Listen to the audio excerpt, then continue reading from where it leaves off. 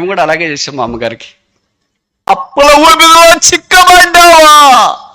నిరీక్షణకు ఆధారం లేకుండా ఉన్నావా? గాయములతో ఉన్నావా? బాధతో ఉన్నావా? ఆప్తులను కోల్పోయి అనాథమైపోయావా? అంగలారుస్తున్నావా? ఆర్తధ్వని చేస్తున్నావా? అయ్యో, జీవితం భ్రష్టు పట్టిపోయిన వారిని ఎవరు చేర్చుకుంటారు?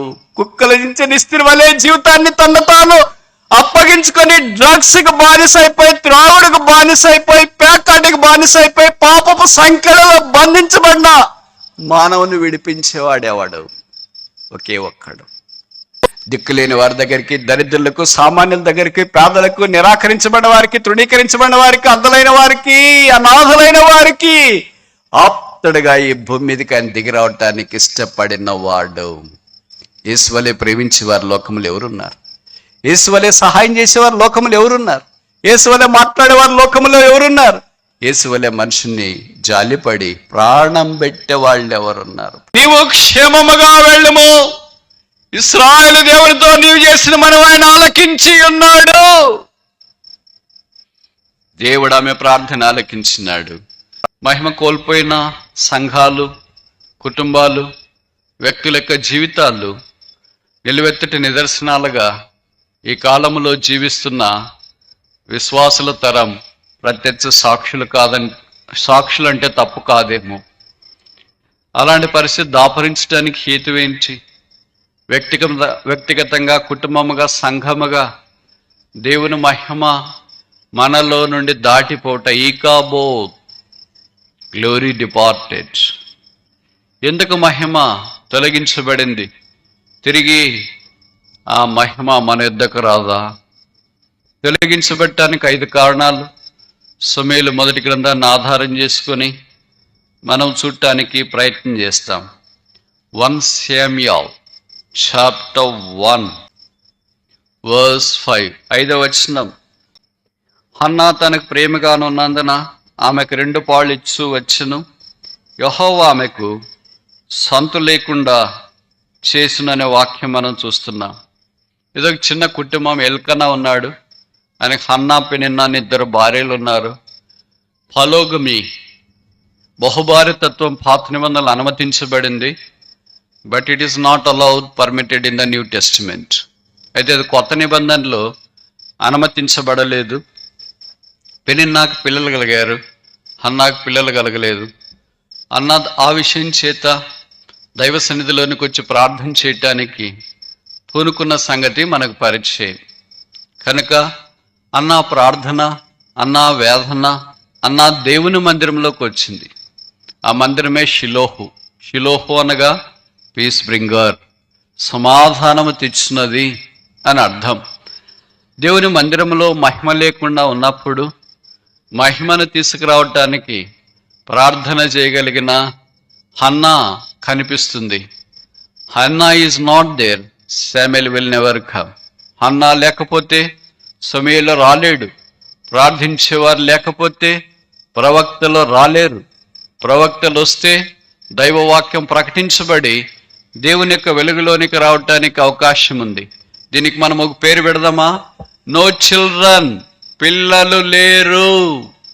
ఇది నాన్న సంఘానికున్న బలహీనమైన పరిస్థితి ఏంటంటే దే ఆర్ బ్యారన్. వ్యక్తిగతంగా, కుటుంబముగా, సంఘముగా పిల్లలు లేని గొడ్రాల స్థితిలోనికి వచ్చినారు. అంటే నేను భౌతికమైన బయలాజికల్ చిల్డ్రన్ గురించి మాట్లాడట్లేదు. ఆత్మీయముగా సోల్ విన్నింగ్, ఆత్మల రక్షణ కొరకు ఒక విశ్వాసి కుటుంబము, సంఘాలు ప్రయాసపట్టు చాలా అరుదుగా కనిపిస్తుంది. పిల్లలు లేకపోతే మహిమ ఎలాగొస్తుంది? ఒక పాపి రక్షణ పొందితేనే కదా దేవునికి మహిమ. బైబిల్ సెలవిస్తుంది, అందరినూ పాపం చేసి దేవుడు అనుగ్రహించి మహిమను పొందలేకపోయారు. మహిమను పొందలేకపోయిన మానవ జాతి తిరిగి మహిమలోనికి తీసుకురావటం కొరకై మహిమా స్వరూపైన యేసుక్రీస్తు ప్రభువు వారు మహిమను కోల్పోవటానికి సిలువలో మనుషుల పాపాలు భరించినాడు. ఇది నా అక్రందన చేయగలిగే వ్యక్తులు, కుటుంబాలు, సంఘాలు దైవ సన్నిధులు ఉంటే ఎంత బాగుండు. అన్న పిల్లలు కాలేదని భర్తతో పోట్లాడలేదు, తన పెనిన్నాతో పోట్లాడలేదు, ఇరుగు పొరుగు వారితో పోట్లాడలేదు. తన రాగలిగింది, she came to a right place with a right attitude, with a right petition to a right person అంటే రైట్ బర్డన్.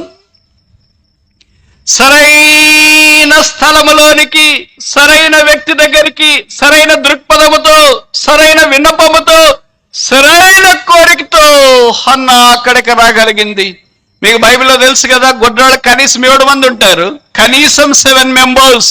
పాత నిబంధనలు 6 మంది ఉన్నారు, కొత్త నిబంధనలు 1 ఉన్నారు. మొట్టమొదటి గొడ్రాలు హన్న, ఆఖరి మన్నించండి శారా, ఆఖరి గొడ్రాలు మనకు పరిచయం ఎలిజబెత్.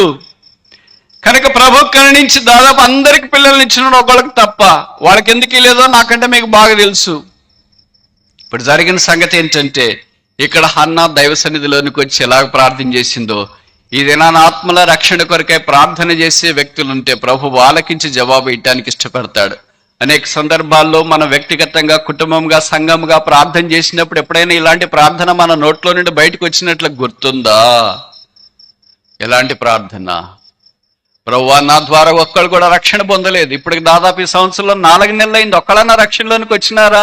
ఒక్కళ్ళన్నా మార మనసు పొందారా? మన అక్కర్ల కొరకు ప్రార్థన చేస్తాం, మన సమస్యల కొరకు ప్రార్థన చేసేటప్పుడు ఏడుపు వస్తుంది.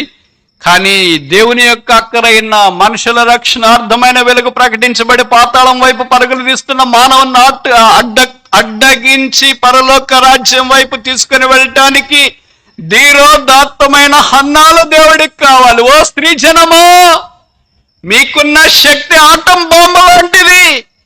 ప్రార్థనతో దేవుని మహిమ తీసుకురావడానికి అవకాశం ఉంది. కనుక ఆమె దైవ సన్నిధిలోనికి ప్రార్థన చేయటానికి వచ్చింది. ప్రభు ప్రార్థన ఆలకించినాడు. సమూయేలు మొదటి గ్రంథం 1వ అధ్యాయం 17వ వచనంలో చెప్పబడింది, నీవు క్షేమముగా వెళ్ళుము, ఇశ్రాయేలు దేవునితో నీవు చేసిన మనవి ఆయన ఆలకించి ఉన్నాడు. దేవుడు ఆమె ప్రార్థన ఆలకించినాడు. అవసరమైన సమూయేలుని భూమి మీదకి పంపించినాడు, మనకు తెలుసు. ఆ తర్వాత జరిగిన విషయాలు చరిత్ర చదివేవాళ్ళుగా దేవుడికి కావాల్సింది. చరిత్ర సృష్టించేవాళ్ళు దేవుడికి కావాలి. A Christian is not just a reader of the history, a Christian is a creator of the history. If that is not there, the very motive and the existence of a Christian on this earth planet is of no use. చరిత్ర సృష్టించడానికి విశ్వాసి సాహసించకపోతే ఆ విశ్వాసి భూమి మీద ఉనికి కలిగి ఉండడం వల్ల లాభం అంటారా? ఎంతకాలమైంది మన కళ్ళల్లో కన్నీళ్లు రాక, ఆత్మల రక్షణ కొరకే ప్రార్థన చేయక, మన సమస్యల కొరకు మనం ప్రార్థన చేసుకోవటానికి తలకిందలైపోతున్నాం.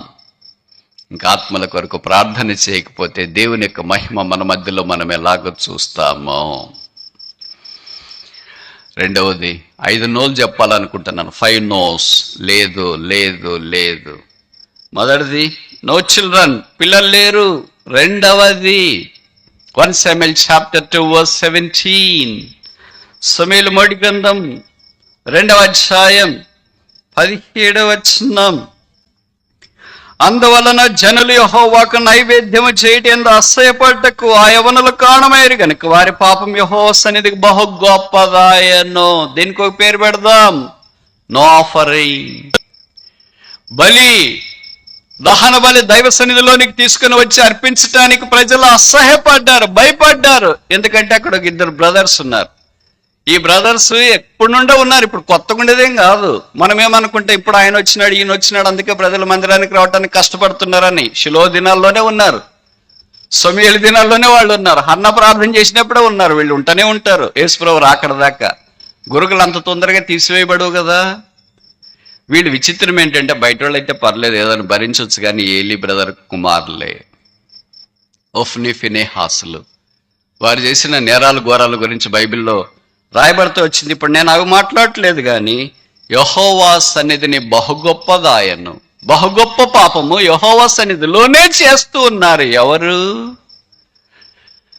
దేవుని పేరు పెట్టబడిన వాళ్ళు. ఎందుకు?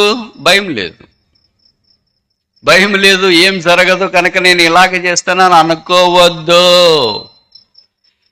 ఈ సమూయేలు మొదటి గ్రంథములో ఉన్న దేవుడు ఇప్పటి కూడా మన మధ్యలో ఉన్నాడు. హెబ్రీ పత్రిక 13లో యేసుక్రీస్తు నిన్న నేడు యుగాయుగములు ఏకరీతిగా ఉన్నాడు. ఒఫ్ని ఫినెహాసుల యొక్క సంగతి మనకు పరిచయం కదా. స్త్రీలు కొంతమంది భయపడ్డారు దేవుని మందిరానికి రావటానికి. ఈ దినాల్లో దేవుని ప్రజలు మందిరానికి రావాలంటే భయపడుతున్నారు.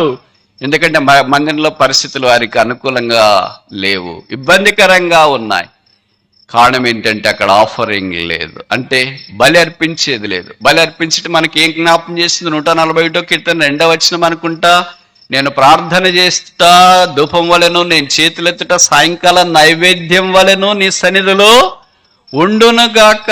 దైవ సన్నిధిలో చేతులెత్తి ప్రార్థన చేసేవాళ్ళు, పవిత్రమైన చేతులెత్తి ప్రార్థన చేయవలసిన పురుషులు ఆ పవిత్రమైన చేతులెత్తి ఇబ్బందికరమైన విధానంలో దైవ మందిరంలో ప్రవర్తించటం వలన దేవుని సన్నిధిలో ధూపము వేయబడుట లేదు, అర్పణలు తీసుకురాబడట్లేదు. ధూపం వేయకపోతే, అర్పణ రాకపోతే ప్రార్థనకి ఇంక జవాబు ఎలాగొస్తుంది? ప్రార్థన చేసేవాళ్ళే కరువైపోయారు. అందుకే ప్రార్థనకి రావాలంటేనే ప్రజలు భయపడుతున్నారు. బహుశా ఈ దినాన నీవు నేను అలాంటి దానికి హేతుగా కారణముగా అయితే చాలా ప్రమాదం.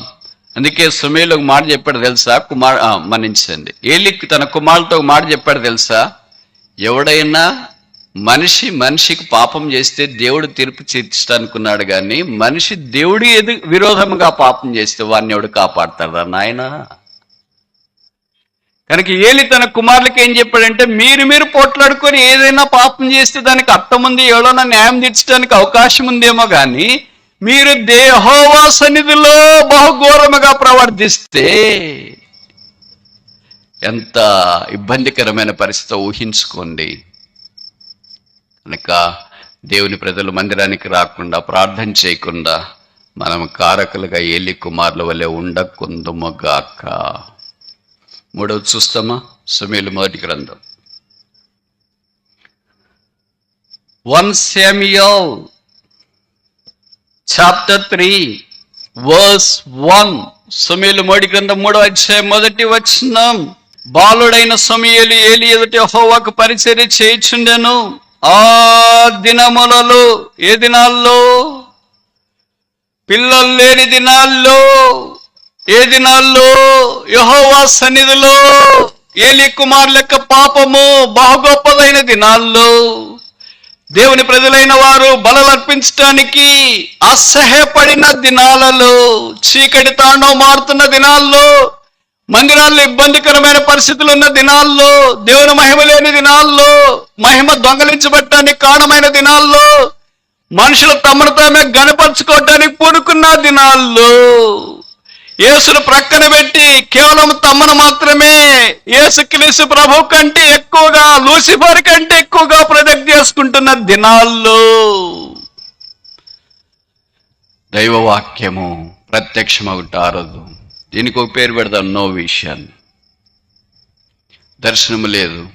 ఒక పాట ఉంది అనుకుంటా, నాకు తెలిసి పాతకాలములకి ఇది వస్తుంది, కొత్త కాలములు మర్చిపోయింటారు ఎప్పుడు. ఆ దినములలో దేవోక్తి అరుదాయను యేసుని వార్త. ఆ దినములు, ఏ దినాలు? బైబిల్లో ఆ దినాలు కనీసం 5 చోట్ల రాయబడింది. ఆ దినములు, ఆ దినములు, ఆ దినములు, ఆ దినములు. ఏ దినాలు? ఆ దినాల్లో దేవుని యొక్క వాక్యము కరువైపోయింది. మరి కరువైపోతే ఏం చేస్తున్నారు వాళ్ళంతా? ఏలి ఏం చేస్తున్నాడు? కుమారులు ఏం చేస్తున్నారు? ఇరుగు పొరుగు ఏం చేస్తున్నారు? యాంత్రికమైన జీవితం వారు జీవిస్తూ ఉన్నారు. ఈ దినాల్లో మనం కూడా అంతే కదా. ఏం చేస్తున్నారు? వాక్యం కరువైందంటే యాంత్రికమైన జీవితం జీవిస్తున్నారు. మరి యాంత్రికమైన జీవితంలో వాక్యం ధ్యానించవచ్చు కదా? లేదు. వాక్యం మీద శ్రద్ధ లేదు, వాక్యం మీద అవకాశం లేదు. మమ్మల్ని కొంతమంది చెప్తుంటారు, ఆ బ్రదర్ అంతా ప్రిపేర్ అయ్యి చెప్తాడులే, ప్రిపేర్ కాకుండా చెప్పమని. ప్రిపేర్ కాకుండా చెప్పమని ఎక్కడన్నా ఉందా? మిమ్మల్ని ప్రిపేర్ కావద్దని చెప్పమని ఎవరన్నా పిల్లలకు పరీక్ష పెట్టినప్పుడు ప్రిపేర్ కాకుండా పోయి అక్కడ పోరా, ప్రార్థన చేసుకో, దేవుడు ఏమిస్తే అది రాయి అని చెప్పేవాళ్ళు చేయొద్దండి. ఉన్నారా ఎవరన్నా అట్లా? భౌతికమైన పరీక్షల కొరికే, భౌతికమైన దానికే ప్రిపేర్ అవుతాం కదా. మరి ఆత్మ సంబంధమైన దానికి ప్రిపేర్ కాకుండా ఎలాగుంటాం? మాకు టైం ఉంది, ప్రిపేర్ అవుతాం. మీకు టైం లేదేమో, అందుకే మీరు ప్రిపేర్ కాలేకపోతున్నారేమో. మీరు కూడా టైం తీసుకొని ప్రిపేర్ అయితే మంచిది కదా. ఆ దినములలో దేవోక్తి రావాలి కదా. వాక్యం ఎక్కడ ప్రకటించబడుతుంది? అక్కడ దేవుని వెలుగు ప్రకటించబడుతుంది. No word of God, no light of God. దేవుని వాక్యం లేకపోతే దేవుని వెలుగే లేదు. విచిత్రం ఏంటంటే, నేను అనుకుంటా ఏలి కుమారులు అలా పాడైపోవటానికి కూడా ఒక కారణం ఏంటంటే వాక్యం లేదేమో. అందుకనే వాళ్ళు వాక్యం లేదు కదా, మా నాయన కూడా ఏం సరిగ్గా చెప్పలేకపోతున్నాడు కదా, పక్కన వాళ్ళు కూడా ఎవరు చెప్పట్లేదు కదా, ఎటు జీవించినా సర్వలేదులే అనుకుంటున్నారేమో. దేవుని జనమా, మన పిల్లలు అలాంటి దుస్థితిలోనికి రాకుండా చూసుకోవాలని మనవి చేస్తున్నాను. నేను మీకు ఈ విషయాలు చెప్పేంతటి వాడిని కాదు, అయినా దేవుని వాక్యం ఇచ్చిన అధికారాన్ని బట్టి ఈ సంగతులు నేను మీకు తెలియజేయాలని కోరుతున్నాను. మన పిల్లలు ఏలి ఒఫ్నే ఫినెహాస్ వలె ఉండకుండా దైవ సన్నిధిలో సమూయేలు లాంటి వాళ్ళగా ఉండాలని దేవుడు కోరుతున్నాడు. మన పిల్లలు అలా కావటానికి చాలా కారణాలు ఉండొచ్చు. కొన్ని కారణాలు ఏంటంటే, పిల్లలు పుట్టింది మొదలుకొని వారికి యేసు ప్రభువును పరిచయం చేయకుండా వాళ్ళకి ఏమేమి ఆస్తిస్తారో మీరు ముందుగానే చెప్పేస్తారు. నీకు అక్కడ ప్లాట్ ఉంది, అక్కడ ఇల్లు ఉంది, ఇక్కడ వాకిల్ ఉంది, ఇక్కడ కార్ ఉంది, ఇక్కడ ఎన్ఫీల్డ్ ఉంది, ఇక్కడ డేవిడ్ హ్యారిసన్ ఉంది, అన్నీ ఇలాగ చెప్పేస్తే వాడు చదువుకోకుండా ఇంజనీరింగ్ కాలేజీలో చేరి అటు ఇటు తిరిగి ఆ బండి మీద నలుగురు తప్ప ఇంకా కదలుకోకుండా అయిపోయే పరిస్థితిలోనికి వచ్చిన తర్వాత ఫెయిల్ అయిపోయి అటు ఇటు జంక్ ఫుడ్ తినేసి తలుపులు పట్టుకోకుండా లావ్ అయితే ప్రార్థన చేయండి బ్రదర్ మా వాడికంటే ఏమని ప్రార్థన చేయాలా? రాబోతరం మహిమను సిద్ధపరిచే సమూయేలులు కావాలి కదా. యవనస్తులు రెండు రకాలుగా ఉంటారు. దేవుని వాక్యమును వెల్లడి చేసే సమూయేలు వలె ఉండాలా, లేకపోతే ఒఫ్నే ఫినెహాస్ వలె ఉండాలా? మన పిల్లలు ఎలాగున్నారు? అందుకే నేను ఎప్పుడు చెప్తా, ఈరోజు కూడా చెప్తా, మీరు మీ పిల్లలకి ఇవ్వవలసినవి రెండే ప్రాముఖ్యమైనవి. మొట్టమొదటిది యేసు ప్రభువును, దేవుని వారికి పరిచయం చేయండి, రక్షణ పొందినట్లుగా ప్రార్థించండి, ప్రకటించండి. రెండవది, వారికి ఇవ్వగలిగినంత ఉన్నతమైన చదువు ఇవ్వండి. మీ ఇంట్లో పక్కనే చదివించొద్దండి. వెనకొక కాలేజ్ ఉంది, ముందొక కాలేజ్ ఉంది, ఎదురొక కాలేజ్ ఉంది, దూరం ఒక కాలేజ్ ఉంది, ఇక్కడ చదివించొద్దండి.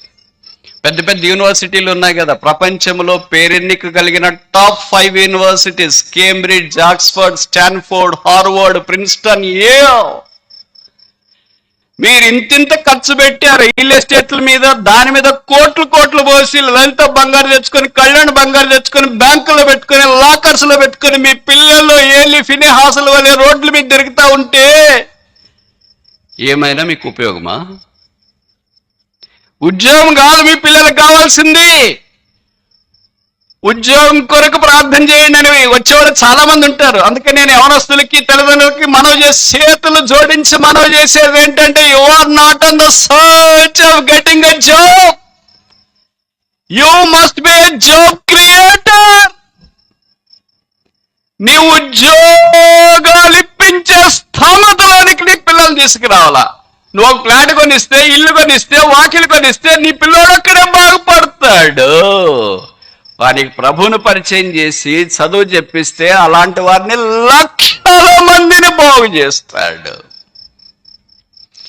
లక్షల మందిని బాగు చేస్తాడో లేదో బ్రదర్, మా వాడు మా కళ్ళు ఎదుటే ఉండాలో, చచ్చిపోయినప్పుడు వచ్చి ప్రార్థన చేసి ఏడ్చి అలాగ బయటికి తీసుకుపోయి పడేసి వస్తే చాలండి. అదే ఏంటి కోరికలు? సమూయేలు వద్దా? దేవుని వాక్యం ప్రకటించేవారు వద్దా? దేవుని కొరకు మోషేలాగా నిలబడేవాళ్ళు వద్దా? ఇవన్నీ ఎంతో బాధతో చెప్తున్నాం మీకు. నాకు తెలుసు మీరు లక్ష లక్ష లక్ష లక్ష లక్ష లక్షలు అనవసరంగా డంప్ చేస్తున్నారు. కానీ యేసును పరిచయం చేసి పిల్లలకు మంచి విద్యను అభ్యసిస్తే వారు ఎలాగ మార్చబడతారు. నేను ఈ మధ్యలో కేంబ్రిడ్జ్, ఇంగ్లాండ్ దేశంలో దానికి వెళ్ళాను. ప్రపంచంలో ప్రసిద్ధి చెందిన యూనివర్సిటీలో అదొకటి. అక్కడే కదా, ఎక్కడైనా యాపిల్ తెలుసు కదా మీకు, మీ అందరికి కూడా ఇష్టం కదా. యాపిల్ అంటే యాపిల్ పండు కాదు, యాపిల్ కంపెనీ, టామ్ కుక్ ఒక సామాన్యమైన వ్యక్తి. ఆ షాప్ ముందు పైన మనకైతే ఇక్కడ షాపుల్లో రాస్తారు కదా, ఏదో ఒక shop, mobile shop, Oppo shop, ఆ షాపు, ఈ షాప్ అని పేర్లు రాస్తారు. ప్రపంచంలో నాకు తెలిసి ఒకే ఒక షాపుకి మాత్రం పేరుండదు. ఆ షాప్ పేరే యాపిల్. మరి ఏముంటుంది బ్రదర్ ఆ షాప్ కంటే? బయట ఒక పెద్దగా యాపిల్ పండు వేసింటాడు, ఒక వైపు కొరికిన యాపిల్, మంచిది కూడా కాదు అంతే. ఇది యాపిల్ స్టోర్ రూమ్ అని రాయరు, ఓన్లీ కొరికిన యాపిల్ మాత్రమే అక్కడ ఉంటుంది అంతే. మనవాళ్ళు అయితే దానికి ముందొక బొమ్మ, వెనకొక బొమ్మ, అదొక బొమ్మ, ఇదొక బొమ్మ పెట్టింటారేమో. లోపలికి అడగ పెడితే ఈగల దండ వలే వస్తారు అక్కడి నుండి. నాకు చూస్తే కళ్ళు తిరిగిపోతాయి. ఒక్క వ్యక్తి ప్రపంచంలో మిలియన్ల కొద్ది ప్రజలను ప్రభావితం చేసి ఉద్యోగాలు ఇప్పించి మార్చగలుగుతున్నాడు. ఇలాంటి చెప్తూ పోతే ఎవరి జన్మ, నువ్వు ఉద్యోగం చేస్తే నువ్వు ఒక్కడు బతుకుతావు, అది కష్టంగా. అయితే దేవుని ద్వారా అంటే వ్యాపారం చేస్తున్నాం కదా బ్రదర్, అంటే ఇక్కడ వ్యాపారం చేసేది వేరే, చిన్న చోట బడా వ్యాపారాలు ఇది వేరే. యూనివర్సిటీల్లో చదువుకొని బయటకు వచ్చి వ్యాపారం చేస్తే Apple, YouTube, Google, Yahoo, ready, PDF, ప్రపంచాన్ని తలకిందలు చేసే చరిత్రాత్మకమైన ఫేస్బుక్ మార్క్ జకర్బర్గ్ లాంటి వాళ్ళు తీసుకురావాలి. ఏలీ లాంటి తల్లిదండ్రులేనా? హన్నాలాగా సమూయేలును సిద్ధపరిచే తల్లిదండ్రులు ఇక్కడ లేరా? మీరు అలా సిద్ధపరచకపోతే దేవుని మహిమలోనికి ప్రవేశించడానికి మీ పాత్ర కూడా లేదు అని అర్థమవుతుంది. అలా సమూయేలు లాంటి వాళ్ళు రాగలిగితే దేవుని యొక్క వాక్యం వారి మధ్యలోనికి తీసుకురాబడుతుంది, ప్రజలకు కనువిప్పు కలుగుతుంది, దైవాశీర్వాదంలోనికి తీసుకురాబడతారు. అలాగ లేకుండా ఉదయకాలమే ఇక్కడ చుట్టుపక్కల ఇంజనీరింగ్ కాలేజీలో చేర్పిస్తే ఉదయం వాడు బ్యాక్ ప్యాక్ వేసుకుని అటు ఇటు తిరుగుతూ ఉంటే కొడుకు ఇంజనీర్ అయిపోయాడని సమ్మర్ పెడితే ఇక్కడే తిరుగుతుంటాడు. మీ చుట్టే ఉంటాడు. మీరు అనుకుంటారు పిల్లలు నీడ్స్ ఉండలేం బ్రదర్ అని. మీరు పిల్లల నీడ్స్ ఉండలేకపోతే యేసు ప్రభుని వదిలేసి వాళ్ళ నాన్నగారు తండ్రి ఎలాగున్నాడు? యేసు ప్రభు కంటే గొప్పనా మీరు? యెహోవా కంటే గొప్పనా మీరు? చెప్పట్లేదేంటి? దేవుడు తన కుమారుణ్ణి అనుగ్రహించడానికి వెనక తీయలేదు. ఆయన వెనక తీయట్లేదు, మేము మాత్రం వెనక తీసేసాం. మరి మహిమ ఎలాగొస్తుంది? అన్నిటికీ లింక్ ఉంది, లింక్ లేదని అనుకోవద్దండి. కొత్త తరం సిద్ధపరచబడాలి కదా. మరి ఆ తరంలో రకరకాల మనుషులు ఉంటారు. ఒఫ్ని ఫినెహాస్ లాంటి వాళ్ళు ఉంటారు, సమూయేలు లాంటి వాళ్ళు ఉంటారు. నువ్వు సమయాలను సిద్ధపరచాలా, ఒఫ్ని ఫినెహాసులు కాదు. వాళ్ళని ఎవరు ప్రిపేర్ చేయాల్సిన పని లేదు, వాళ్ళే ప్రిపేర్ అవుతారు. సెల్ఫ్ ప్రిపరేషన్ అంటారు దాన్ని. కానీ సమయాలు సెల్ఫ్ ప్రిపరేషన్ కాదు, గాడ్ ప్రిపేర్స్ సచ్ పీపుల్. అలాంటి వాడిని దేవుడు సిద్ధం చేస్తాడు. అన్న ప్రార్థన ద్వారా, ఏలీ పరిచర్య ద్వారా, షిలోహ్ మందిరంలో వాళ్ళు ఉండడం ద్వారా ప్రభువు సిద్ధం చేస్తాడు. ఇక్కడ చేరి వచ్చిన యవనస్తుల వారి యొక్క తల్లిదండ్రుల గురించి మా మనోవేదన ఏంటంటే, రాబో దినాల్లో అలాంటి యవనస్తులు తయారై సమూయేలు వలె దైవ సన్నిధిలో నిలబడి ఆ దినములలో దేవోక్తి ప్రత్యక్షమగట అరదాయను. ఇదిగో నేనున్నా. దేవుడు అనుకుని నేను ఎవరితో మాట్లాడాలా? వీళ్ళతో మాట్లాడాలంటే ఏమంత మనసు రావట్లేదు. ఎందుకంటే ఏలీ అంత ఆత్మీయుడు కాకపోయాడు. ఒఫ్నితో మాట్లాడాలా, ఫినెహాస్తో మాట్లాడాలంటే వాళ్ళ మన మాట్లాడిన దుస్థితిలో లేరు. ఇక నేను ఎవరితో మాట్లాడాలా? మీరు ఊహించండి, దేవుడు ఒక చిన్న పిల్లోడితో మాట్లాడటానికి ఇష్టపడ్డాడంటే ఏమయ్యారు వయసు వచ్చిన వాళ్ళు? ఏమయ్యారు మధ్య వయసు ఉన్నవాళ్ళు? ఏమైనారు గొప్పవాళ్ళు? ఒక చిన్నవాడు పడుకొని ఉంటే నిద్ర కూడా శబ్దం విన్న తర్వాత లేలేని ఒక చిన్నవాడి దగ్గరకు వచ్చి మహాకాశాలు పట్టుదాలని దేవుడు ఎంత తగ్గించుకొని వచ్చావయ్యా సమూయేలు లాంటి వాడి దగ్గరికి. సమూయేలు ఎవరు లేరా ప్రభా నీకు ఇశ్రాయేలు దేశంలో? కాకులు తిరిగిన ఏలీ లాంటి వాళ్ళు ఉన్నారే, గొప్ప గొప్ప అనేక మంది ఇశ్రాయేలీలు ఉన్నారే. ఒక చిన్న బాలు లాంటి నా వెంట నువ్వు పడ్డావా? నాతో మాట్లాడాలని సంకల్పించినావా? ఆహా, దేవుని బుద్ధి జ్ఞాన బాహుళ్యం ఎంత గొప్పది. దైవమా, ఇది ఏమి ప్రేమ! మీ ఇంట్లో సమూయేలు లేరా? మీ స్థానిక సంఘంలో సమూయేలు లేరా? మీ జిల్లాలో సమూయేలు లేరా? దైవవాక్యాన్ని బయటికి తీసుకుని వచ్చేవారు కరువైపోయారా? నో విషన్, ప్రత్యక్షత లేదు. కానీ దేవుడు మాట్లాడాడు సమూయేలుతో, speak Lord for the servant heareth. Bhagat Singh గారికి ఇష్టమైన వాక్య భాగాల్లో అది కూడా ఒకటి. నాకు తెలిసి ఆయన వాక్యం లేకుండా ఎక్కడ ఇలాంటి పబ్లిక్ మీటింగ్ పెట్టలేదు అనుకుంటా. మనకు పొరపాటును కూడా అది ఉండదు, ఎందుకంటే అలాగ మనం అయినట్లేదు కదా ఆయన చెప్పేది. కనుక పెట్టకపోవడం కూడా మంచిది. Speak Lord for thy servant heareth కాదు, thy servant speaketh hear Lord. యెహోవా ఆజ్ఞ నిమ్మ నీ దాసుడు ఆలకించున్నాడు కాదు, నీ దాసుడు ఆజ్ఞాపిస్తున్నాడు, దయచేసి నువ్వు. మహిమ ఎలాగొస్తుంది? అందుకే మహిమ కోల్పోయిన దుస్థితిలోనికి మనం తీసుకురా. 4 చూస్తామా? సమూయేలు మొదటి గ్రంథం 1 శామ్యూయల్, సమూయేలు మొదటి గ్రంథం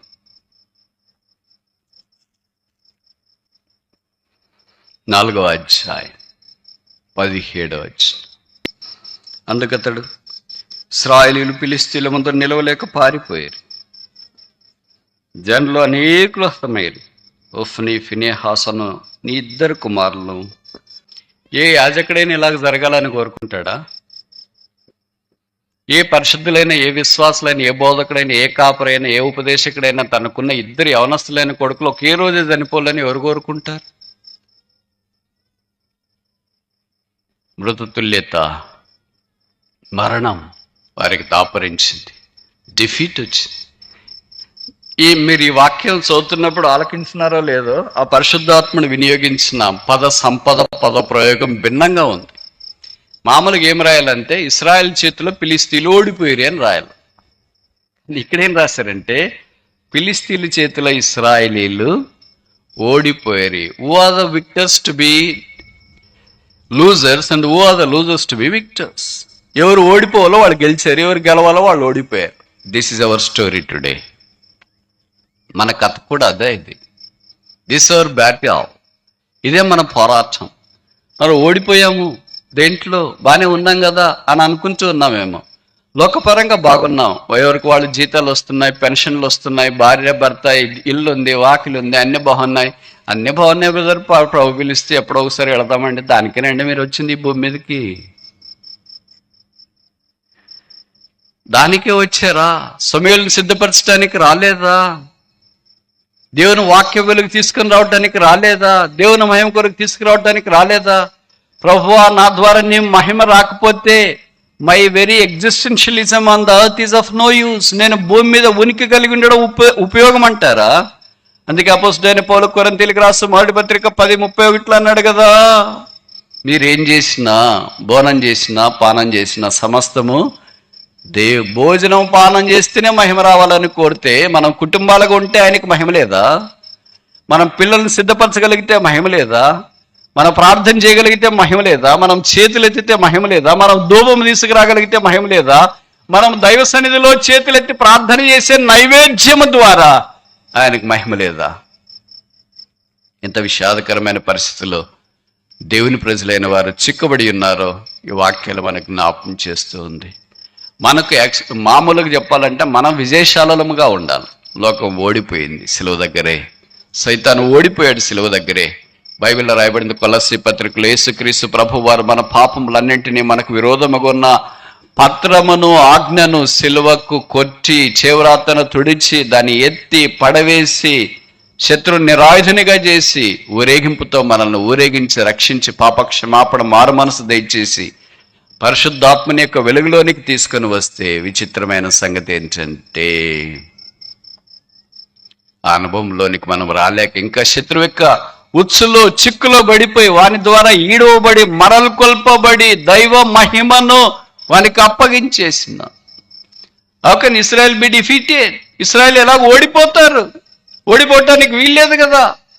వారు బలవంతులు కదా, వారు దేవుని ద్వారా పొందినవారు కదా. దావీదు మాట్లాడతాడు, the battle బిలాంగెత్ unto the lord, యుద్ధము యెహోవాదే. కనుక ఓడిపోవటానికి వీల్లేదు కదా. యేసు ప్రభువుని ఎరిగిన వ్యక్తి there is no defeat for a Christian. There is no defeat for a Christian family. And there is no defeat for a Christian church. Because Christ is the victor. కారణమేంటే మనం గొప్పవాడని కాదు, మనమే వ్యక్తిని నమ్మినామో ఆయన గొప్పవాడు. అందుకే బైబిల్లో రాయబడింది, మీలో ఉన్నవాని కంటే, నా లోకములో ఉన్నవాని కంటే మీలో ఉన్నవాడు గొప్పవాడు. లోకములో ఉన్నది శత్రువు, సాతానుడు, అపవాది. అయితే మనలో ఉన్నవాడు లోకరక్షకుడు, అద్వితీయ సృష్టికర్త అయిన యేసునాథుడు. ఆయన గొప్పవాడు గనక, గొప్ప కార్యాలు చేసేవాడు గనక, బలవంతుడు గనక శత్రువు యొక్క ఉరిలో నుండి మనల్ని తప్పించి బయటికి తీసుకురాగలడు. ఇది రాని ప్రపంచంలో రకరకాల పరిస్థితులు మనం చూస్తున్నాం. యుద్ధాలు, కరువులు, ఖడ్గాలు, అన్యాయాలు, అక్రమాలు, దోపిడీలు, దౌర్జన్యాలు, మరణాలు, ఆపదలు, భూకంపాలు, సునామీలు, చెప్పలేనన్ని సంగతులు మనం చూస్తున్నాం. యుద్ధాలు ఎలాగుంటే మీరు ఊహించండి. ఆత్మ సంబంధమైన యుద్ధంలో మనం విజయశాలులుగా ఉండాలని దేవుని యొక్క కోరిక. ఒక తండ్రి ఉన్నాడు, ఆయనకు 2 కొడుకులు పుట్టినారు. తర్వాత తండ్రి చనిపోయినాడు. కొడుకులు గొప్పవాళ్ళు అయ్యారు. ఎంత గొప్పవాళ్ళు అయ్యారంటే చెప్పలేనంత గొప్పవాళ్ళు అయ్యారు. ఇప్పుడు ఆ 2 కొడుకులు పోట్లాడుకుంటున్నారు, యుద్ధం చేసుకుంటున్నారు. ఏ తండ్రి అయినా సంతోషపడతాడా? నేను చెప్పిన మాటలు మీకు అర్థమైనాయా? ఆ తండ్రి పేరే అబ్రహాం.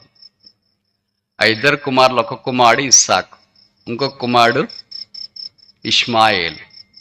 ఇప్పుడు వీళ్ళిద్దరు పోట్లాడుతూ ఉంటే వాళ్ళ నాయన అబ్రహాం సంతోషంగా ఉంటాడా? భలే మంచిదిరా, పోట్లాడుకోండి అంటాడా?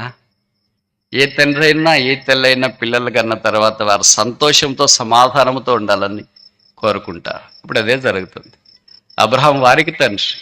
నేను ఆ మధ్యలో ఒకసారి అబుదాబీకి వెళ్ళా, మిడిల్ ఈస్ట్లో, బజలింగ్ సిటీ, బ్లెస్టింగ్ ప్లేస్, చాలా బాగుంది. ఒక సందర్భం బ్రదర్ అన్నాడు, బ్రదర్ నేను మిమ్మల్ని ఒక స్థలానికి తీసుకెళ్తారు, వస్తారా అన్నాడు. చెప్పండి బ్రదర్, ఆ స్థలం ఏంటి అని అంటే, అది అబ్రహామ్స్ మెమొరీ అన్న. ఇంకా బాగా చెప్పాలంటే అబ్రహామ్స్ ఫ్యామిలీ, అబ్రహాము కుటుంబము అన్నాడు. ఏముంది బ్రదర్ అక్కడ కుటుంబం అబ్రహాంది అంటే, అక్కడ 3 ఉన్నాయి బ్రదర్. ఒకటి ఏంటంటే సమాజ మందిరము, యూదుల సమాజ మందిరం. రెండవది ముస్లిం మసీదు. మూడవది క్రైస్తవుల చర్చ్. 3 కలిసి ఒకే కాంపౌండ్లో కట్టారు. ప్రపంచంలో ఎక్కడ లేదు అట్లా. 3 కలిసి ఒకే కాంపౌండ్లో కట్టారు. ఎక్కడైనా చూసారా మీరు? అక్కడ తీసుకెళ్ళి చూపిస్తే ఎందుకు ఈ 3 కట్టారంటే, ముగ్గురికి అబ్రహాం అవసరమైన వాడు. యూదులేమో తండ్రి అయిన అబ్రహాం అంటారు, అందుకని వాళ్ళకి అబ్రహాంను గురించి తక్కువ మాట్లాడితే అస్సలు ఒప్పుకోరు.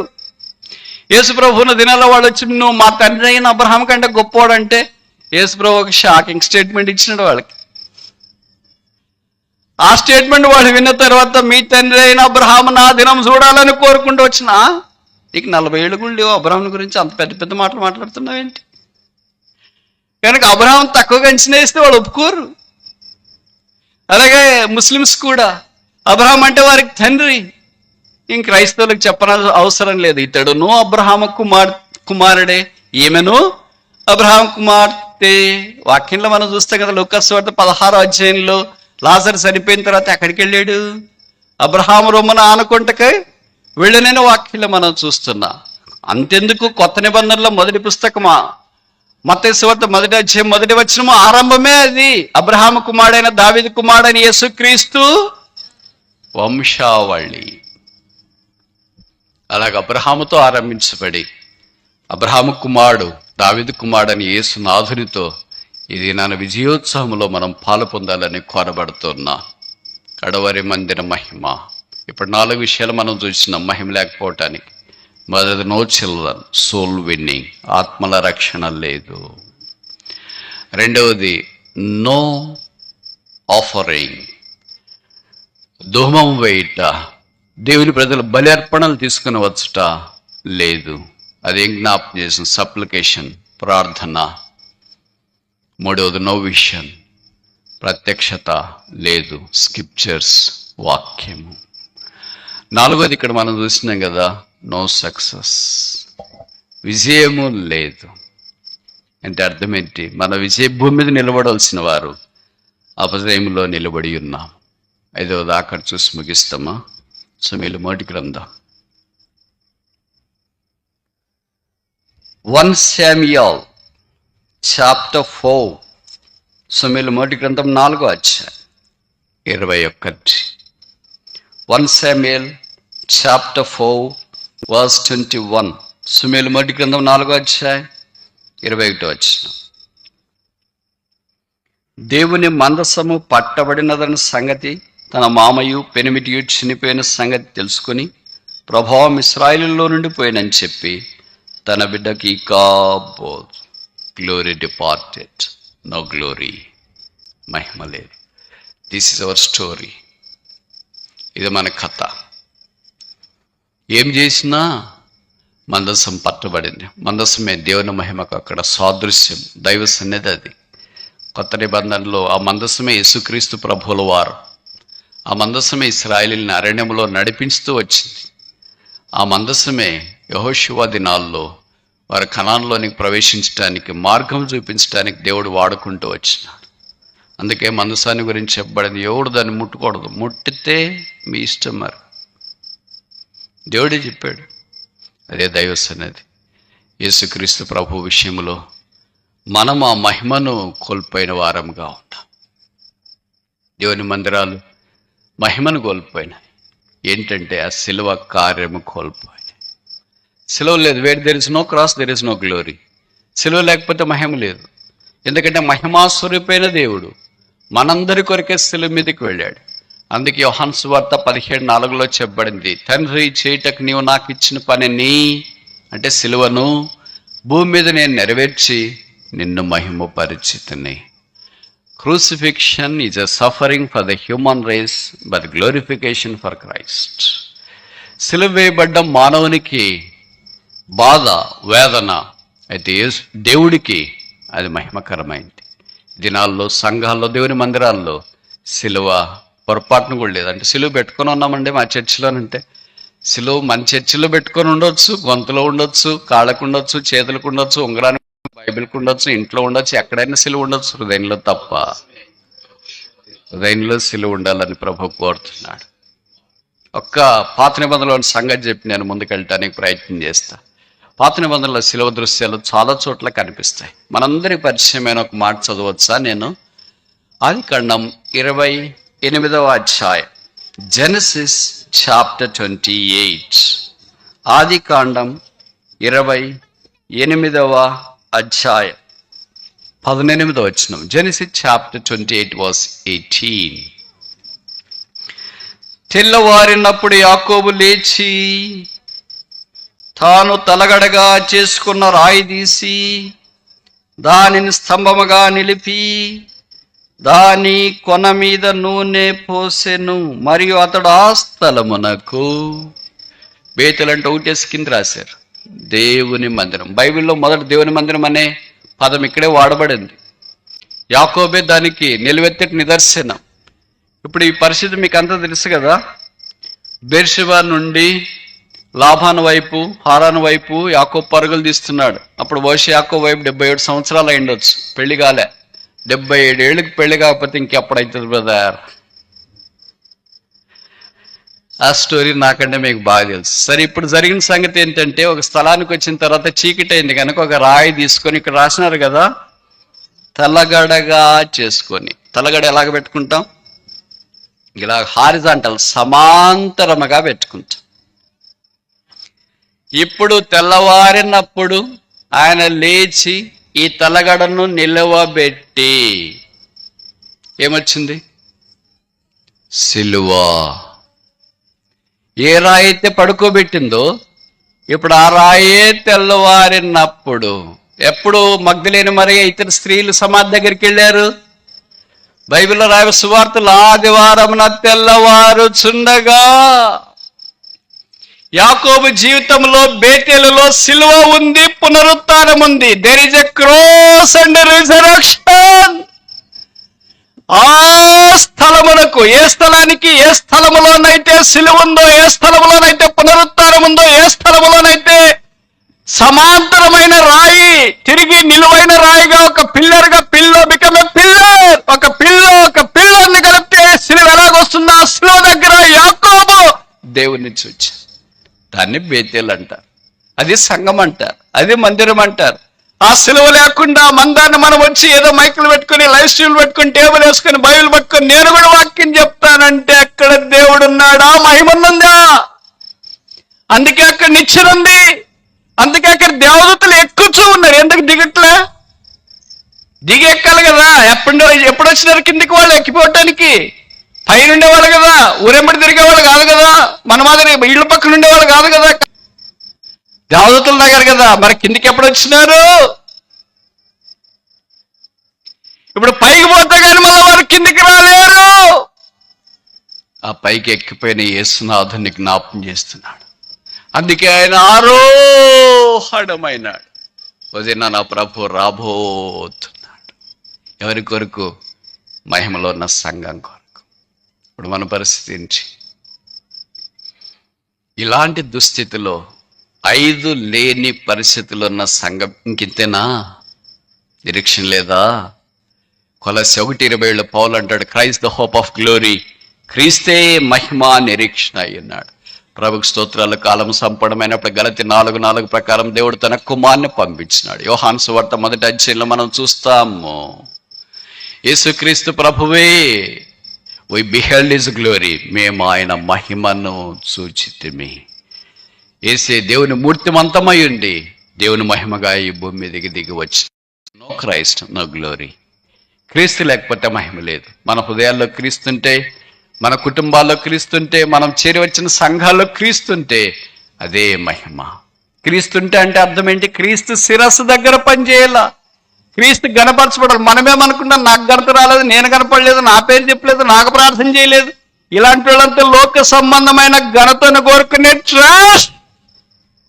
ఈ ట్రాష్ ఉన్నంత దాకా క్రీస్తు శిరస్సుగా ఉండలేడు.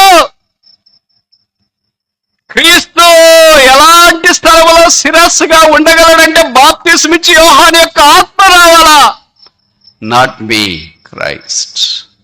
నేను కాదు క్రీస్తు.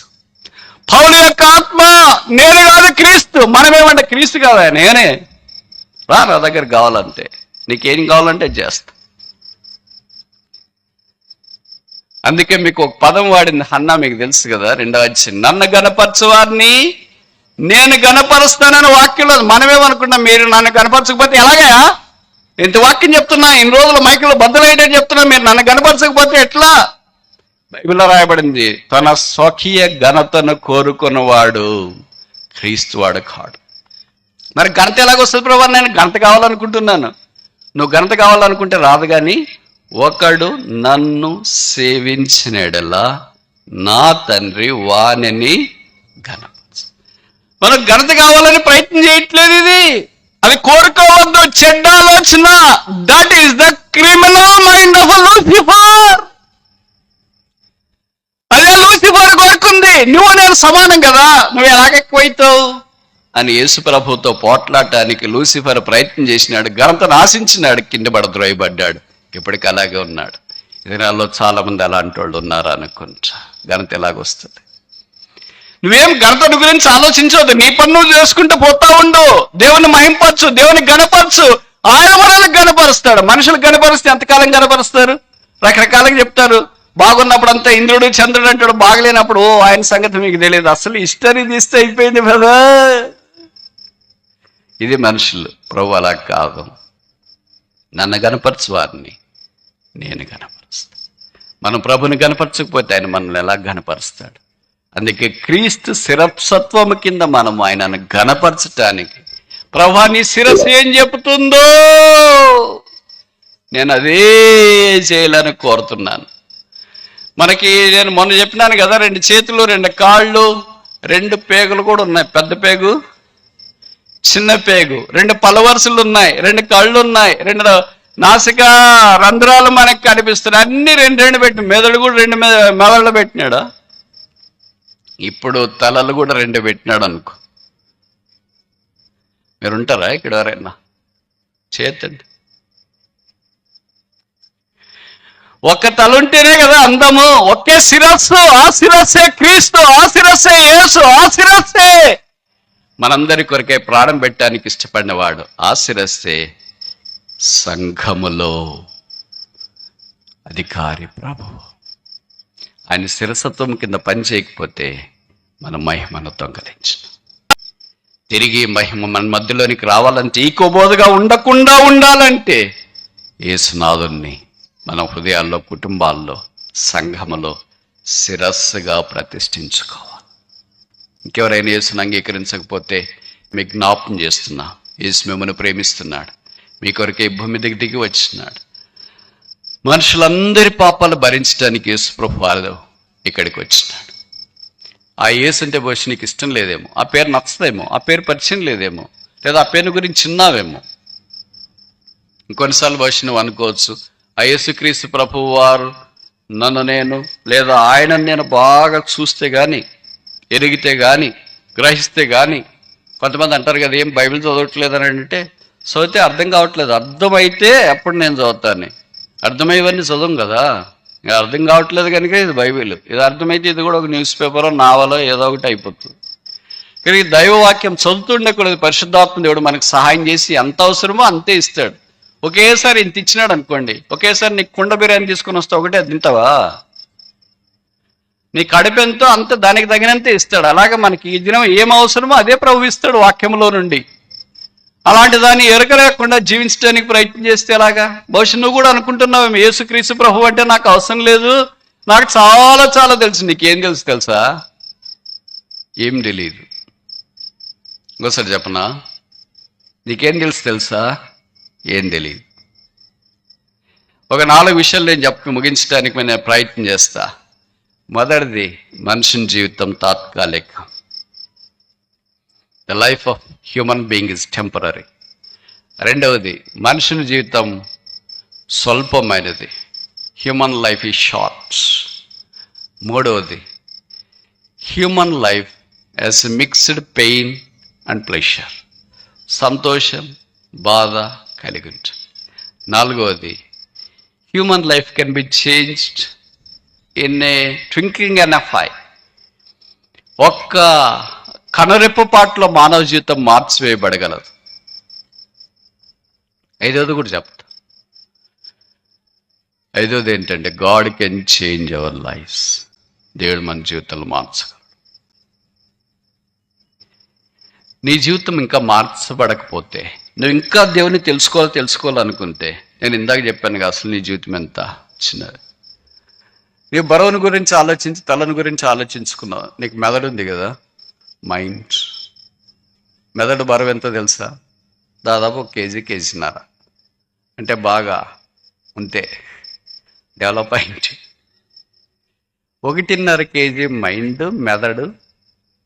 ఆకాశ మహాకాశాలు పట్టజాలని దేవుడు, దురోగాహన తేజస్సుల అమరత్వం కలిగి శ్రీమంతుడై అద్వితీయ సత్య దేవుడైండి, రాజులకు రాజు, ప్రభులకు ప్రభువైండి, ఆకాశం సింహాసనముగా చేసుకుని, భూమిని పాదపీఠముగా చేసుకుని, 200 దేశాల్లో 8 బిలియన్ల ప్రజలను మహత్తుగల మార్చేత పరిపాలిస్తూ సమస్త సృష్టిని నిర్వహిస్తున్న దేవుణ్ణి ఎరగడం సాధ్యమా?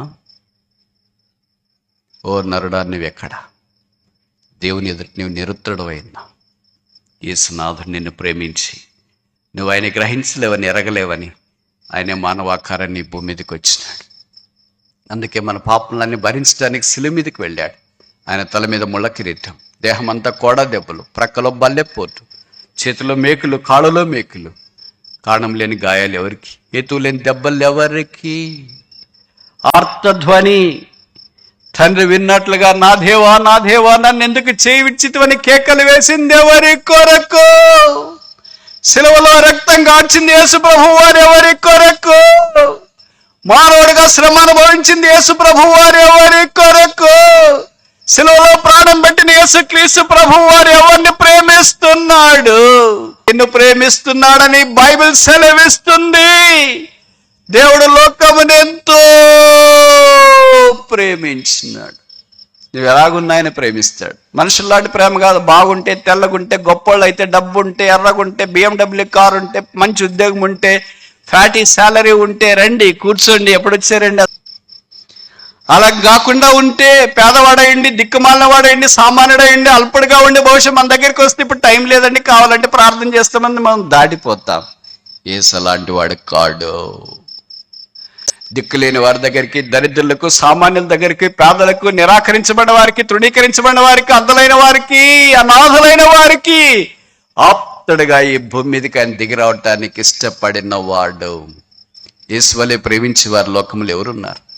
యేసువలే సహాయం చేసేవారు లోకములు ఎవరున్నారు? యేసువలే మాట్లాడేవారు లోకములో ఎవరున్నారు? యేసువలే మనుషుల్ని జాలిపడి ప్రాణం పెట్టే వాళ్ళు ఎవరున్నారు? ప్రాణం తీసేవాళ్ళు మస్తుగా ఉన్నారు. ఎక్కడ చూసిన వాళ్ళు రోజు పేపర్ నిండా వాళ్ళు. అమ్మాయిల ప్రాణాలు తీసేవాళ్ళు, అబ్బాయిల ప్రాణాలు తీసేవాళ్ళు, భార్య ప్రాణం తీసేవాళ్ళు, భర్త ప్రాణం తీసేవాళ్ళు, రాజకీయ నాయకుల ప్రాణం తీసేవాళ్ళు, ఎలాగైనా ప్రాణాలు తీసేవాళ్ళే ఉన్నారు. కానీ ప్రాణం ఇచ్చింది ఒకే ఒక్కడు, ఆయన పేరే యేసు. బైబిల్ సెలవిస్తుంది, దేవుడు మన ఎడతన ప్రేమను వెల్లడిపరుచున్నాడు. ఎట్లనగా మనం ఇంకా పాపులమైండగా, భక్తిహీనమైండగా, బలహీనమైండగా, దేవునికి శత్రులమైండగా యుక్తకాలమై క్రీస్తు యేసు మన కొరకై చనిపోయాను. బైబిల్ సెలవిస్తుంది, యేసు రక్తం ప్రతి పాపము నుండి మనల్ని కడిగి పవిత్రులుగా చేయను. ఎవరైనా నీ జీవితాన్ని యేసు ప్రభువు వారు బాగు చేయాలని కోరుతున్నారు. పాడైపోయిన మానవ జీవితాన్ని ఎవరు బాగు చేస్తారు? శిథిలమైపోయిన మానవ జీవితాన్ని ఎవరు బాగు చేస్తారు? నిరీక్షణకు ఆధారం లేని మానవ జీవితాన్ని ఎవరు బాగు చేస్తారు? అనాథని ఎవరు అక్కడ చేర్చుకుంటారు? దుర్మార్గుని ఎవరు క్షమిస్తారు? దుర్నీతిమంతుని ఎవరు చేర్చుకుంటారు? జీవితం భ్రష్టు పట్టిపోయిన వారిని ఎవరు చేర్చుకుంటారు? కుక్కల నుంచి నిస్తిరి వలె జీవితాన్ని తన తాను అప్పగించుకొని డ్రగ్స్కి బానిసైపోయి, త్రాగుడికి బానిసైపోయి, పేకాటికి బానిసైపోయి, పాపపు సంఖ్యలలో బంధించబడిన మానవుని విడిపించేవాడేవాడు ఒకే ఒక్కడు, ఆయన పేరు యేసు. ఆ యేసు యొక్క ప్రేమ పాపపు సంఖ్యలలో నుండి నిన్ను విడిపిస్తుంది. దుఃఖంలో ఉన్నావా, కృంగుదల్లో ఉన్నావా, వేదనలో ఉన్నావా, అవమానంలో ఉన్నావా, అప్పుల ఊబిలో చిక్కబడ్డావా, నిరీక్షణకు ఆధారం లేకుండా ఉన్నావా, గాయములతో ఉన్నావా, బాధతో ఉన్నావా, ఆప్తులను కోల్పోయి అనాథమైపోయావా, అంగలారుస్తున్నావా, ఆర్తధ్వని చేస్తున్నావా, అయ్యో నాకు దిక్కేంటి, ఇంక నేను బ్రతకడం వల్ల ఏంటి లాభము, ఆత్మహత్య చేసుకుంటే బాగుండే కదా అని తలంచి ఇక్కడికి వచ్చావా? ఆన్లైన్లో చూస్తున్నావా? నువ్వు చనిపోవద్దు, నువ్వు బ్రతకు. నీకు చనిపోవటానికి భూమి మీదకి ఒక ఆయన వచ్చినాడు, ఆయన పేరు యేసు. యేసు ప్రభువు అన్నాడు, నేను చనిపోవడం ద్వారా మీరు బ్రతుకుతారు. డెత్ బ్రింగ్స్ లైఫ్, మరణం జీవాన్ని తీసుకొని వస్తుంది. అదే యేసు. యేసు ప్రభువు అన్నాడు, నా మాట విని నన్ను పంపిన వాని యందు విశ్వాసం ఉంచి ప్రతివాడు తీర్పులోనికి రాక మరణంలో నుండి జీవములోనికి దాటి ఉన్నాడు. యేసు నీకొద్దా? యేసు ద్వారా పాపక్షమాపణ, మారు మనస్సు, ఆత్మ సంబంధమైన నెమ్మది, సమాధానం అనుగ్రహించబడుతుంది. ఈ లోకాన్ని విడిస్తే పరలోక రాజ్యంలో ప్రవేశిస్తా. లోకం ఎప్పుడు ఇలాగే ఉంటుందని అనుకోవద్దు, పరిస్థితులు ఎప్పుడు ఇలాగే ఉంటాయని అనుకోవద్దు. నాకేముంది, డబ్బు ఉంది, కులం ఉంది, ప్రాంతం ఉంది, పరిస్థితులు ఉన్నాయి, బంధువులు ఉన్నారు, ఇరుగు పొరుగు వారు ఉన్నారు, నాకేంటి అని అనుకోవద్దు. నీకు యేసు కావాలి. బైబిల్ సెలవిస్తుంది, హృదయం మోసకరమైనది, అది ఘోరమైన వ్యాధి కలదు, దాన్ని ఎవడు గ్రహించగలడు? ఎవరి హృదయమైనా చెడిపోయింది. ప్రపంచంలో 200 దేశాల్లోని 8 బిలియన్ల ప్రజల యొక్క హృదయము చెడిపోయిందని బైబిల్ సెలవిస్తుంది. మనుషులు రకరకాల రంగుల్లో ఉన్నారు కదా. ఆఫ్రికన్స్ ఏమో నల్లోళ్ళు, నల్లగున్నారు. మిగతా అమెరికన్స్, యూరోపియన్స్ వాళ్ళంతా తెల్లోళ్ళు, తెల్లగుంటారు. ఏషియన్స్ కూడా కొంతమంది, చైనా, కొరియా ఇలాంటి వాళ్ళు. మనమంతా ఎలాగుంటామంటే బ్రౌన్, గోధుమ రంగులో ఉన్నాం, బ్రౌన్ కలర్లో ఉన్నాం. మనం బయట గోధుమ రంగులో ఉన్నా, తెలపు రంగులో ఉన్నా, నల్లగా ఉన్నా, చక్కగా మాట్లాడినా, రండి కూర్చుండ, హృదయం అందరిది ఒకే రంగే. అమెరికాలో ఉన్నా ఒకే రంగే, ఆఫ్రికాలో ఉన్న ఒకే రంగే, చైనాలో ఉన్న ఒకే రంగే, ఇండియాలో ఉన్న ఒకే రంగే. ఇంట రంగు పాపమో. ఎక్కడున్న హృదయం ఒకటే, ఏం మారదు. పైన రంగు మారుతుంది అంతే, వేషం మారుతుంది, కులం మారుతుంది, పరిస్థితులు మారుతాయేమో, డబ్బు మారుతుంది, బంగారం, వజ్ర వైడూర్య, మరకత, మాణిక, నీళ్ళ, కెంపులు, పచ్చలన్నీ ధరించుకొని ఒక సామాన్యమైన వ్యక్తి కంటే అతీతమైన వ్యక్తిగా ఈ భూమి మీద జీవించవచ్చు. వదినాన్ని విడిచిపెట్టే దినం రాబోతుంది. ఏం సంపాదించుకున్నావని ముఖ్యం కాదు, ఎక్కడికి వెళ్తున్నావో. నేను చాలా ప్రయాణాలు చేస్తుంటా, షేర్ ఆట మొదలుకొని విమానాల దాకా. 2-3 కలిస్తే వాళ్ళు మాట్లాడేది అదే, ఎక్కడున్నారని. మా వాడు అమెరికాలో ఉన్నాడు, మా వాడు ఆస్ట్రేలియాలో ఉన్నాడు. మీరు వస్తే ఎవరు వస్తారండి? ఎవరో ఒకరు పాతి పెడతారు. ఇది చాలా సంతోషంగా మాట్లాడతారు పిల్లలు. ఇక్కడ ఒక ప్లాట్ ఉందండి, అక్కడ ఒక ప్లాట్ ఉంది, అమరావతిలో ఒకటి ఉంది, విజయవాడలో ఒకటి ఉంది, గుంటూరు విద్యానగర్లో ఒకటి ఉంది, హైదరాబాద్లో ఒకటి ఉంది, బెంగళూరులో కూడా ఒకటి కొనాలని ప్రయత్నం చేస్తున్నారు పిల్లలు అని ఎంత సంబరంతో చెప్తూ ఉంటారో. చాలా మంచిది. అయితే విచిత్రమైన సంగతి ఏంటంటే, వాస్తవం ఏంటంటే, మీకు కూడా తెలిసింది, ఒక దినాన మనం అన్నీ వదిలిపెట్టాలి. నీకు తెలుసో తెలియదు, నువ్వు పెట్టుకున్న బంగారం కూడా ఆ దినాన్ని ఒలిచేస్తారు తెలుసా.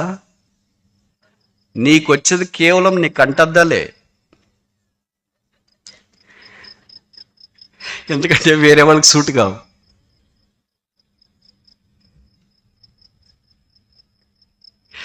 This is true. ఎవరైనా మీరు చెప్పండి చేతులెత్తి. మా అమ్మగారు, మా నాన్నగారు, ఇతరులు, మా బంధువులు చనిపోయినప్పుడు వాళ్ళు పెట్టుకున్న బంగారం కమ్మలు కానీ, నెక్లెస్ కానీ, అదేం నల్లపూసల దండ కానీ, వడ్డాడం కానీ, పాపిడి బిళ్ళ కానీ అన్నీ వాళ్ళతో పాటే సమాధిలోనికి పంపించినామని వాళ్ళు చేయొత్తాడు. లేదు, నేను ఖచ్చితంగా చెప్పగలను, కంటద్దాలు పెట్టి మాత్రం మీరు పంపించినారు. మేము కూడా అలాగే చేసాం మా అమ్మగారికి. అది ఎవరికి సూట్ కాదు, అది ఎవరు తీసుకోరు. కనుక నీతో పాటు వచ్చేది నువ్వు వాడిన ఇష్టమైన బహుశా ఒక డ్రెస్సు తిరిగి నీ కళ్ళద్దాలు వస్తాయి. ఇంత ప్రయాసపడింది దానికేనా బ్రదర్? అందుకే నేను ప్రభుని మూడే కోరుతా, ప్రభువా నేను ఈ భూమి మీద ఉన్నంత కాలం పండుకోవటానికి 6 అడుగుల చాప ఒకటి కావాలా. ఒకవేళ నేను ఈ లోకాన్ని విడిచిపెడితే నన్ను తీసుకుని వెళ్ళటానికి 6 అడుగుల పెట్టి కావాలా. నన్ను పాతి పెట్టడానికి సమాధి తోటలో 6 అడుగుల గొయ్యి కావాలా. ఈ 3 అడుగులు నాకు ఇస్తే అది నా జీవిత ధన్యం. వదినాను మనం మహిమ రాజ్యంలో ప్రవేశించిన మహిమగల ప్రభు ఈ భూమి మీదకి రాబోతున్నాడు. మనం ఉన్న పాటను మార్చబడి ఆయనతో పాటు సదాకాలము పరలోక రాజ్యంలో ఉండటానికి కొనిపోబడుతున్నాం. ఈ మహిమ నిరీక్షణ గల యేసు నీకొద్దా?